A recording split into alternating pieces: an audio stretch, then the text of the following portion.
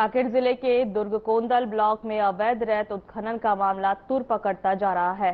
रेत खनन के खिलाफ आवाज उठाने वाले को अब कथित तौर पर जान से मारने की धमकियां दी जा रही है। आरोप है कि रेत माफिया के लोग घरों तक पहुंचकर गाली गलौज कर रहे हैं, जिससे इलाके में डर का माहौल है। तो देखिए हमारी एक खास रिपोर्ट।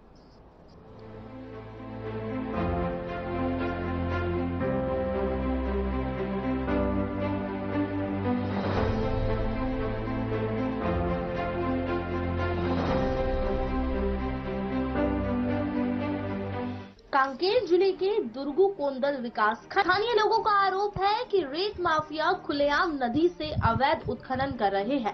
जब ग्रामीणों और प्रतिनिधियों ने इसका विरोध किया तो उन्हें धमकियां मिलने लगी। महिला सरपंच बसंती भालेश्वर ने बताया कि रात करीब 9 बजे से 15 से 20 युवक उनके घर पहुंचे और गाली गलौज करते हुए उन्हें जान से मारने की धमकी दी। घटना के बाद गांव में भय का वातावरण है। सरपंच ने प्रशासन से सुरक्षा और मामले की निष्पक्ष जांच की मांग की है। वहीं जिला प्रशासन का कहना है कि शिकायत मिली है और पूरे मामले की जांच कर आवश्यक कार्रवाई की जाएगी। प्रशासन ने आश्वासन दिया है कि कानून व्यवस्था से खिलवाड़ करने वालों को बख्शा नहीं जाएगा।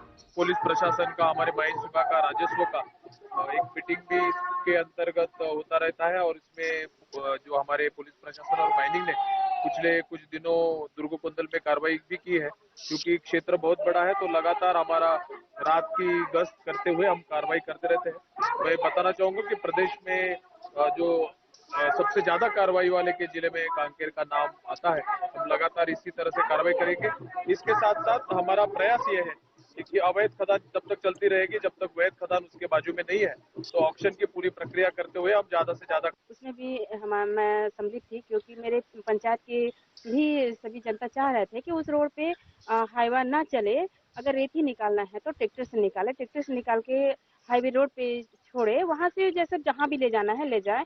क्योंकि वो जो रोड बनी है बहुत दिक्कत से बनी है, वहाँ जो राली नाला भी बनी है, आप सभी जानते हैं कि बहुत दिक्कत से वो राली नाला 75 वर्ष के बाद बना है। तो हम यही चाहते हैं, क्योंकि हमारे बच्चे जाड़ेपुर से परभेली के ही स्कूल की बच्चियां साइकिल से आती हैं और सभी प्रकार का आवागमन रहता है और रोड अभी से खच्चर से चलता है तो बहुत ज्यादा नुकसान होगा। तो मेरा वही मुख्य उद्देश्य था कि वहाँ पे हाईवा ना चले, वो ट्रैक्टर से लाया जाए। उसके बाद जैसे कार्यक्रम खत्म हुआ, फिर मैं घर गई। घर जाने के बाद मैं खाना बनाई, सासू माँ को दी, मैं खाई और मेरी बच्ची है 9 साल की, हम तीनों सो गए थे। फिर सोने के बाद फिर एक बाहर से आवाज आई कि दीदी खोलो दरवाजा, खोलो दरवाजा खोलो। तो मैं समय देखी 9 बजा था। तो उस समय अब मैं सरपंच हूँ, मेरे आसिफ ग्राम 5 और है। तो अब डिलीवरी वाले या हॉस्पिटल से संबंधित बहुत सारी समस्याएं मेरे पास आती रहती हैं। तो मैं समझी होंगे कोई विशेष परिस्थिति में, इसलिए मुझे आवाज दे रहे हैं। तो मैं गई, दरवाजा खोली और मैं देखी वहाँ पे 8-9 लड़के थे। मैं बोली भैया आप लोग अंदर आइए। तो उन्होंने अंदर नहीं आए, सीधा गाली गलौज चालू कर दीजिए किए उन लोग कि आप आज के जो धरना प्रदर्शन में गए थे। मैं बोली हाँ गई थी, क्योंकि मेरा पर्सनल मुद्दा नहीं है, पूरा मेरे पंचायत चाह रही है कि उस रोड पे हाईवा ना चले जो 8 टन का 40 टन का जाता है। तो मैं गई थी करके। तो आप वहाँ नहीं जाएंगे, अगर आप वहाँ जाते हैं तो आपकी जान को नुकसान है। और जो आप जानते नहीं है दुबे, जो सचिन दुबे हैं, वो बहुत बड़े पहुंच के आदमी हैं। अगर आप चले जाएंगे तो आपकी जान को खतरा है। और रही बात, उन्होंने ये भी कहा कि वहाँ पे पुलिस लोग भी हमारे संरक्षण में है, अगर आप कुछ हो जाते हैं उसका जवाबदार खुद रहेंगे। तो मैं ये कहना चाहती हूँ कि मैं एक महिला, मेरे घर में एक सासू माँ जो 80 है, मेरी एक बेटी है, मेरे पति दैनिक वेतन भोगी कर्मचारी है, जिन्होंने नाइट ड्यूटी गए थे। तो उस समय 9 बजे एक गांव के लिए बहुत बड़ी रात होती है, जिस समय सभी के यहाँ सोए रहते हैं। उस समय अचानक एक पिकअप में आना और 10-15 युवा सरपंच के घर, महिला सरपंच के घर आके खड़े होना, इस तरह की उन लोग ने धमकी देना। और जो वो धमकी दे रहा था उसको मैं जानती हूँ, जाड़ेपुर से का लड़का है जो देव सिंह जाड़े, जो एक पहले क्रिमिनल है, कहा जाए उसको एक हुआ है शायद कुछ घटना की वजह से थाना भी हो चुका है। और वो एक महिला को धमकी देना, आप समझ सकते हैं, वो जान माल के अलावा और कुछ भी मेरे साथ घटना घट सकता है। तो मैं इसीलिए कलेक्टर साहब के पास आई थी, एसपी कार्यालय पहुंची थी कि जो मेरे साथ अन्याय हुआ है उसका सही तरीके से जांच हो और जो भी कार्रवाई जो पाया जाएगा, जो जिन्होंने आया था मेरे पास, उनको उचित कार्रवाई मैं शासन से भी और कलेक्टर साहब से भी मैं यही मांग करने के लाई हूँ, ताकि ऐसा घटना किसी महिला के साथ ना हो। और संदिग्ध महिला थी, जिस समय उन लोग मेरे पास आए थे, मैं समझ सकती हूँ मैं किस परिस्थिति में थी, क्योंकि मेरे यहाँ कोई पुरुष नहीं था। जी तो ये बहुत बड़ी बात है, क्योंकि रात का समय और रात के समय किसी के घर पे पहुंचना, और भी महिला सरपंच के यहाँ जो काफ़ी 15 से 20 जो युवा है वो उनका पहुंचना बहुत बड़ी बात है, क्योंकि ग्रामीण क्षेत्रों में अमूमन सुरक्षा प्रबंधन व्यवस्था नहीं होता। जबकि बता रहे हैं कि खुद उनके यहाँ कोई पुलिस भी नहीं थे और उनकी घर मौजूद भी, इस तरह से रात को धमकी देना बहुत बड़ी बात है। उस्मा जी हैं, उनसे आपके यहाँ भी आपको भी धमकी मिला है? जी हाँ, मेरे को भी वही व्यक्तियों के द्वारा सरपंच जी के घर जाने से पूर्व मेरे घर भी आए हुए थे। और ये सब मसला ये हुआ है कि हम लोग जो है अवैध रेत परिवहन का जो कार्य चल रहा है, उसके विरोध में हम लोग प्रदर्शन कर रहे थे, ऐसी बैठे हुए थे। और हम लोगों का उद्देश्य यही है कि उस समय, आज के डेट में जो रेत वहाँ पे जो पाया जा रहा है, आने वाले निकट भविष्य के लिए भी हम लोगों को सुरक्षित करके रखना है, इसी उद्देश्य के साथ में। और साथ ही जो मानक क्षमता की रोड, उस रोड में उससे अधिक भार वाली हाईवा बड़ी बड़ी गाड़ियां जो चल रही हैं, जिससे रोड को क्षति हो रही है। वहां आवागमन करने वाले बच्चे जो हैं और अन्य जो हैं, अभी पूर्व में वहां पे एक दुर्घटना भी हुआ था, जिसका कोई अज्ञात वाहन जो है ठोक करके भाग गए, तो उसका कोई आज तक पता नहीं चला कौन ठोका क्या है। ये सब चीज़ को देखते हुए हम लोग विरोध प्रदर्शन कर रहे थे।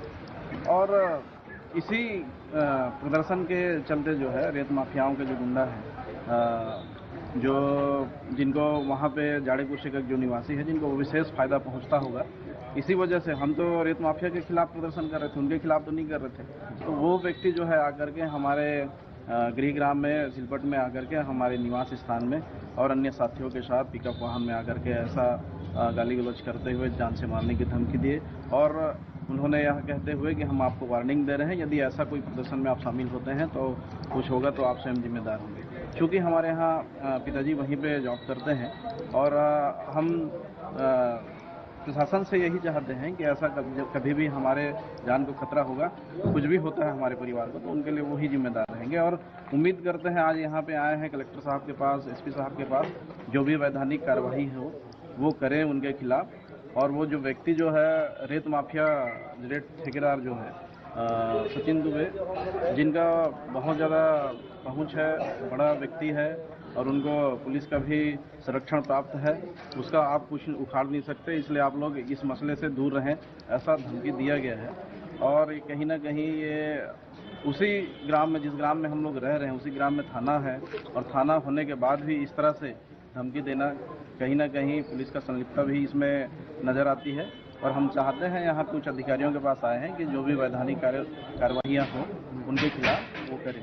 तो जो आए थे 15 से 20 लड़के जो बता रहे हैं, वो आपके यहाँ पहुँचे थे, वो क्या क्षेत्र के हैं या फिर बाहर से आए? ग्राम जाड़े कुर्से से एक व्यक्ति जो है देवसिंह जाड़े करके, और उनके खिलाफ पहले भी 500 लगी हुई है।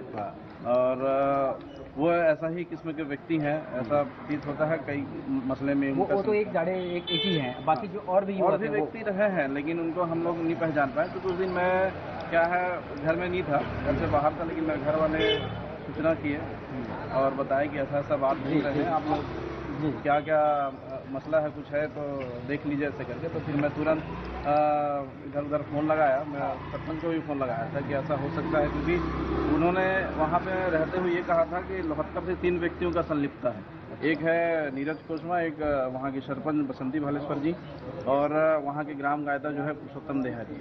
तो मैं पुरुषोत्तम देहारी को फ़ोन भी लगाया था कि ऐसा ऐसा है, मेरे यहाँ आए थे करके, और हो सकता है कि आपके यहाँ भी आए, क्योंकि आपका भी नाम लिया जा रहा था। जी, तो आपसे समझना चाहेंगे कि जो 15 से 20 जो युवा आए थे बोल रहे हैं, वो क्या क्षेत्र के थे या फिर बाहर से थे? वो बस एक ही को पहचानी, क्योंकि मैं महिलाओं को जाड़े कुर्सी की जानती हूँ, पुरुष को मैं ज़्यादा नहीं जानती।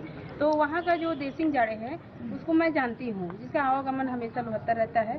तो उसी को पहचाने। बाकी यंग लड़के थे। हाँ। तो बाकी पिकअप में बैठे आधे लोग, आधे मेरे घर में आए थे। जी, तो देख सकते हैं किस तरह से जो युवा हैं वो यहाँ पहुँच रहे हैं और धमकी चमकी तक की बात आ रही है। रेत का कारोबार इतना उग्र हो चुका है, क्षेत्र में इतना फल फूल रहा है। दुर्गुकोंदल ब्लॉक की बात करें, अमूमन यहाँ पर ही हमेशा विवाद आते रहता है और कारोबार इतना इसमें है कि लोग अब जान की धमकी देने लगे हैं। लोगों के घर तक पहुँच रहे हैं जो विरोध कर रहे हैं इस चीज़ का। तो देख सकते हैं कि कितना बड़ा कारोबार ये चला रहे हैं और उनका ये भी कहना है कि शासन प्रशासन, जो पुलिस प्रशासन, उनका सपोर्ट जो है माफियाओं को है। तो आने वाले समय में देखना ये होगा कि क्या शासन प्रशासन इन रेत माफियाओं पर शिकंजा कसता है या फिर उनके हौसले यूं ही बुलंद रहेंगे और क्षेत्र में आवाज उठाने वाले ग्रामीणों को जान से मारने की धमकी हो या फिर आधी रात को पहुंचकर उन्हें गाली गलौज करने की बातें सामने आती रहेंगी।